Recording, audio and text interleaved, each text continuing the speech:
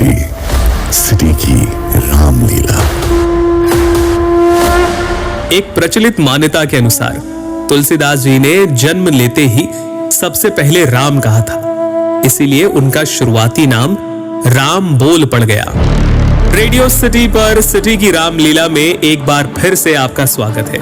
आज हम लोग बात करेंगे रामचरितमानस के अयोध्या कांड की। अयोध्या कांड की शुरुआत राम जी की राज्याभिषेक की तैयारियों से होती है।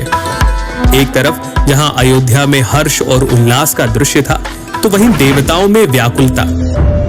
उन्हें लगा कि अगर राम राजा बन गए तो फिर राक्षसों का अंत कैसे होगा। इस दुविधा को लेकर वो माता सरस्वती के पास पहुंचे और फिर माता सरस्वती ने मंथरा की बुद्धि फिराई। मंथरा ने कैकेयी से कहा, यदि कल राम का राज तिलक हो गया तब समझना कि विधाता ने तुम्हारे लिए विपत्ति का बीज बो दिया। कौशल्या तुम्हें दुख देगी और भरत को कारागार में डाल दिया जाएगा। मंथरा की कड़वी बात सुनकर कैकेयी भयभीत हो गई, कुछ बोल ही ना पाई। इसके बाद कैकेयी कोप भवन में जाती है, जहां महाराज दशरथ को उनके दिए 2 वचन याद दिलाती है।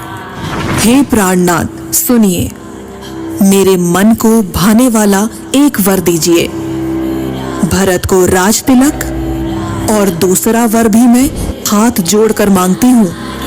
राम को 14 वर्ष के लिए वन में निवास। कैकेयी की बात सुनकर महाराज दशरथ सहम गए। उनका शरीर ऐसा हो गया जैसे ताड़ के पेड़ पर बिजली गिर गई हो। इस सूचना के बाद अयोध्या वासियों का हर्ष विषाद में बदल गया। राम, लक्ष्मण और सीता जी वनवास के लिए तैयारियां करते हैं। उनके चलते ही महाराज दशरथ मूर्छित हो गए और नगरवासियों को सोया हुआ छोड़कर वे आगे बढ़ चले। इसके बाद श्री राम श्रृंगवेरपुर पहुंचते हैं, जहां निषाद